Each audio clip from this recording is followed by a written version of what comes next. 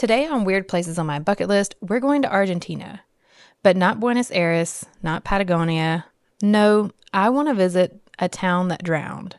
Because apparently I haven't heard my mom ask, can't you just go to the beach like a normal person, enough times. This is Villa Epecuén, a former resort town about 300 miles southwest of Buenos Aires, sitting beside Lake Epecuén. And back in its heyday, this place was basically Argentina's version of a bougie little wellness resort. Thousands of tourists came here because the lake is ridiculously salty. We're talking water so mineral rich, people believe soaking in it could help with all kinds of ailments. Basically, an enormous natural spa. People were floating around in the lake, staying in hotels, eating at restaurants, living their best little 1980s lives. It was giving Dirty Dancing, but saltier. But then, in 1985, Mother Nature was like, y'all seem too comfortable. Because after years of heavy rainfall, Lake Epecuén started getting higher and higher and higher until November 1985, when the protective embankment finally failed and the lake poured into the town. Eventually, Villa Epecuén was buried beneath several meters of salty water. The entire fucking town. The homes, hotels, businesses, the church, everything.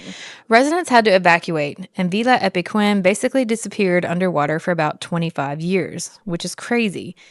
But then around 2009, the water started receding, and Villa Epecuén came back. Except not exactly how everybody left it, because the incredibly salty water had absolutely wrecked everything. Today, the place looks like somebody dropped an apocalypse directly into Argentina.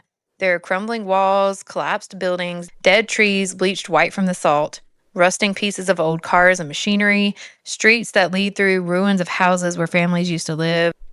It looks like the set of a post-apocalyptic movie, except I'm actually allowed to wander around it. And here's my favorite part. When residents evacuated, almost everyone left permanently.